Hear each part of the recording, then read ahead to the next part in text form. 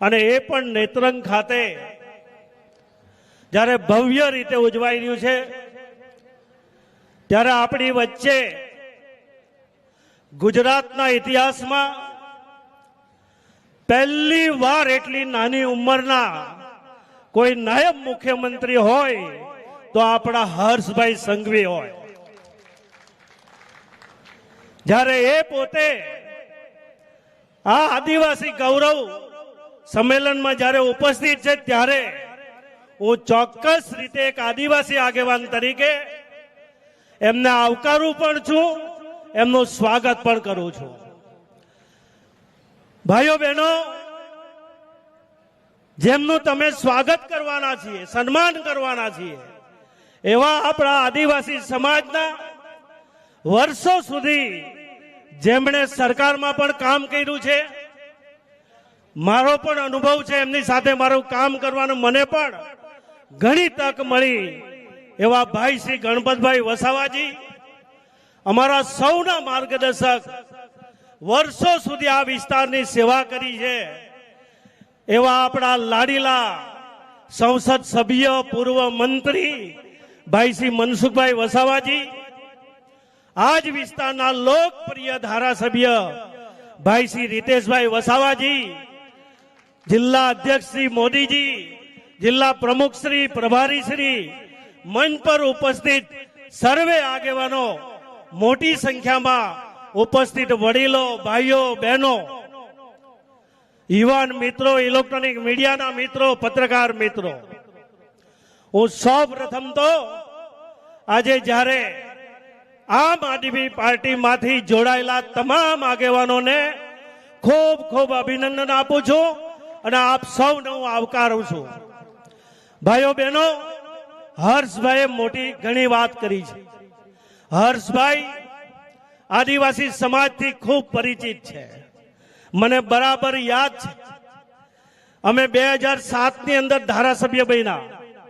એ સમયે વિજયભાઈ ડાંગ અને હું બે ધારાસભ્ય, થોડા અમે ગણપતભાઈ ને બધા યુવાન ધારાસભ્ય હતા. એ સમયથી હર્ષભાઈ નો અમારી સાથે લગાવ છે. હર્ષભાઈ ને કદાચ એક બે કામ સોંપું સુરત શહેરની અંદર રહી કે તે સમયે આયુષ્માન કાર્ડની વ્યવસ્થા નહીં, કોઈ બીજી વ્યવસ્થા નહીં, પણ હું હર્ષભાઈને કામ સોંપું કે ભાઈ મારી આદિવાસી ભાઈ એક ત્યાં એટેકની અંદર, મહાવીરની અંદર એડમિટ છે, ફલાણી જગ્યાએ એડમિટ છે, રૂપિયા અપાય એવું નથી, હર્ષભાઈ થોડી ઘણી મદદ કરો, તો હર્ષભાઈ તે જ મિનિટે જે બને એટલી સગવડ કરી આપતા હતા. ભાઈઓ બહેનો, એટલે હું એમનાથી ખૂબ પરિચિત છું. હર્ષભાઈને હર હંમેશા આપણા માન્ય મુખ્યમંત્રી શ્રી ભૂપેન્દ્રભાઈ પટેલ સાહેબ ના હર્ષભાઈ, અમે જ્યારે જ્યારે આદિવાસી સમાજની વાત લઈને જઈએ ને, એ ક્યારે ના નથી પાડતા. ગઈકાલે આપણું બજેટ હતું ભાઈઓ બહેનો, તમને આનંદ થઈ જશે. આ વખતે આપણા યશસ્વી પ્રધાનમંત્રી ડેડિયાપાડા ખાતે તમારા પડોશમાં આવેલા હતા અને એ સમયે ભગવાન બિરસા મુંડાજીની 150મી જન્મ જયંતિનો ઉત્સવ ઉજવણી ઉજવાઈ રહી હતી અને એ દિવસે 15 નવેમ્બર એ આપણા માટે પણ ગૌરવ થાય એવો આપણા દેશ માટે રાષ્ટ્રીય આદિવાસી દિવસની ઉજવણી પણ હતી.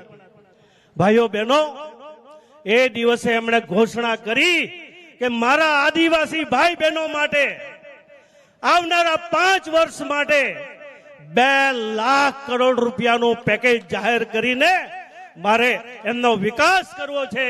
એ વ્યક્તિ વિકાસ હોય કે પછી સર્વાંગી વિકાસ હોય.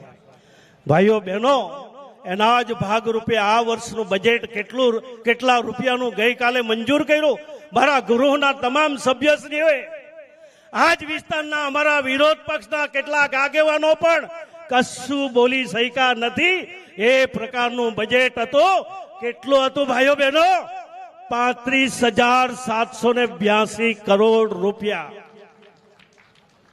ને એટલા માટે આવનારા દિવસોમાં બહેનો, તમારા માટે પણ અનેક પ્રકારની યોજનાઓ, હર્ષભાઈએ કહ્યું ને ઘરમાં આપણા મોદી સાહેબે ટોયલેટની ચિંતા કરી, આવાસની ચિંતા કરી, મારો નેત્રંગનો હોય કે પછી ઝઘડિયાનો હોય, કોઈ અંત્યોદય ભૂખે નહીં મરે એના માટે મફત અનાજ આપવાની પણ ચિંતા કરી.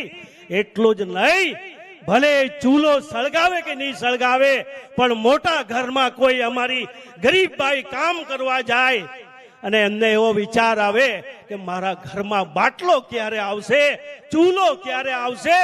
મને નથી લાગતું કે આ જિલ્લામાં હવે એક પણ ઘર બાકી હોય કે જેને ગેસનો બાટલો ને ચૂલો નહીં આપ્યો હોય. ભાઈઓ બહેનો, ગરીબોની વ્યથા કેટલાક નેતાઓ ખૂબ કરે છે, પણ ગઈકાલે મેં જવાબ આપ્યો, તમારી ખાલી વ્યથા છે, અમારી વ્યવસ્થા છે. અને નરેન્દ્રભાઈ કરીને ગયા છે, એ જ ઢબે અમે ચાલીએ છીએ. ભાઈઓ બહેનો, નરેન્દ્રભાઈએ તો અને પાછા કેવા, મને તો કેટલાક અમારા વિસ્તારમાંથી પણ આવે છે, જાણે આદિવાસી સમાજના મસીહા થઈ ગયા હોય ને. મેં અહીંયા ડેડિયાપાડા પણ કહ્યું છે, મનસુખભાઈ 30 વર્ષથી વધારે રાજકીય જીવનમાં છે. એમણે જાહેર જીવન ખર્ચી નાખ્યો આપણા લોકો માટે. એમણે ક્યારે નહીં કહ્યું કે હું આદિવાસી સમાજનો મસીહા છું. ગણપતભાઈએ વર્ષો સુધી કામ કર્યું છે, મેં પણ વર્ષો સુધી કામ કર્યું છે, પણ અમે ક્યારે આદિવાસીના મસીહા નથી. અમે આદિવાસી સમાજ માટે સામાન્ય કાર્યકર્તા છીએ, કાર્યકર્તા છીએ. સમાજ વચ્ચે રહેવાનું અમે પસંદ કરીએ છીએ. ભાઈઓ બહેનો, આ વિસ્તારને ભારતીય જનતા પાર્ટી નજીક આવવા દે નહીં, રોકવાના પ્રયત્ન થાય. અનેક યોજનાઓ ભારતીય જનતા પાર્ટી બનાવે. એને આવાસ લેવું હોય તો રીતેશ વસાવા પાસે જવું પડે, બીજી યોજના લેવી પડે તો અમારે જિલ્લા પંચાયતના પ્રમુખ પાસે લેવા જવું પડે, કઈ બીજું માંગવું હોય તો મનસુખભાઈ વસાવાજી પાસે જવું પડે. અને એમાં તમે રોકો, અલગ રાજ્યની માંગણી કરો.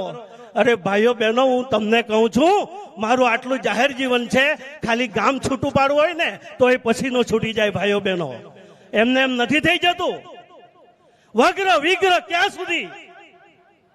ગામમાં દુકાનની એને ઉધાર આપવાની વાત કરે તો ક્યાં સુધી વિશ્વાસ રાખી શકીએ? ભાઈઓ બહેનો, વિચાર કરવો પડે આપણે બી. અને અહીંયા આજે બધા જ ભાઈ બહેનોને વિનંતી કરવા આવ્યો છું કે આ વખતની બજેટ એ એટલું આશીર્વાદ રૂપ બનવાનું છે. હું લાંબી વાત નહીં કરીશ, કારણ કે હર્ષભાઈએ પણ આપણી વચ્ચેથી વિદાયગીરી લેવાની છે.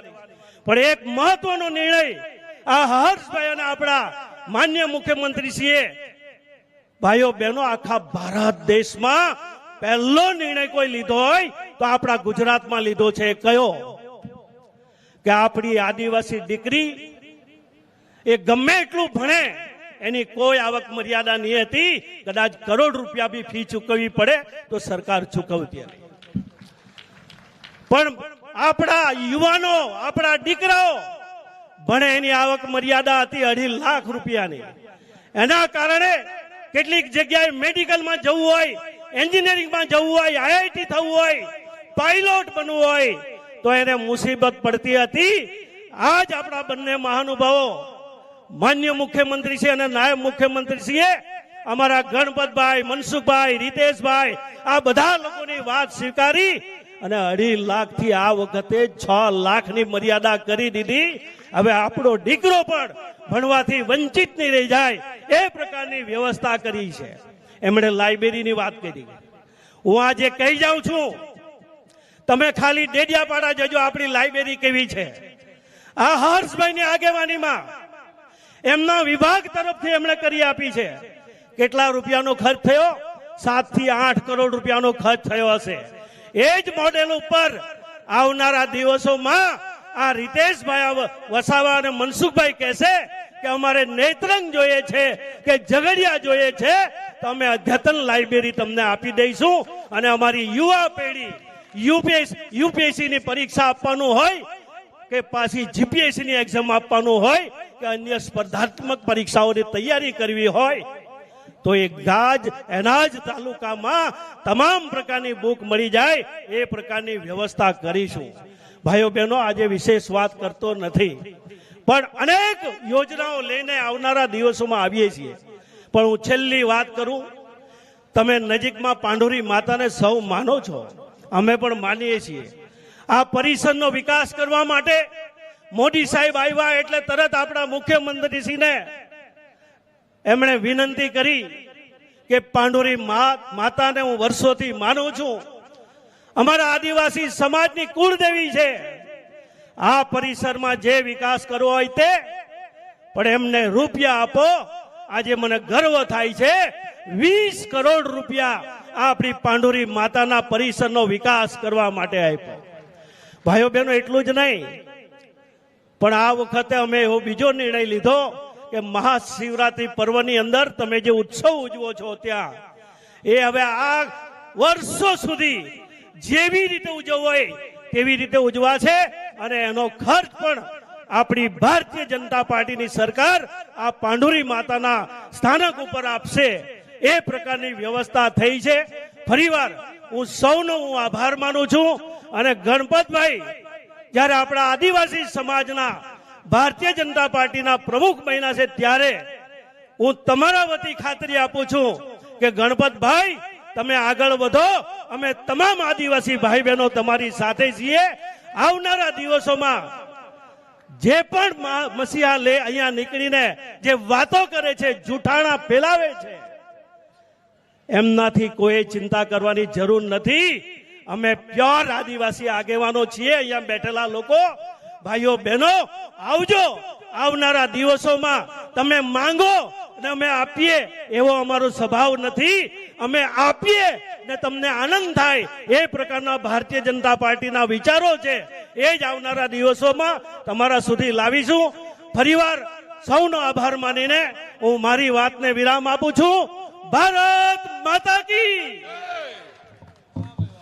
માન્ય નરેશભાઈ, ખરેખર 1.25 કરોડના આદિવાસી જનતા માટે આ રાજ્ય સરકાર માન્ય ભૂપેન્દ્રભાઈ અને માન્ય હર્ષભાઈ જે ચિંતા કરે છે એની સવિશેષ આપે માહિતી આપી.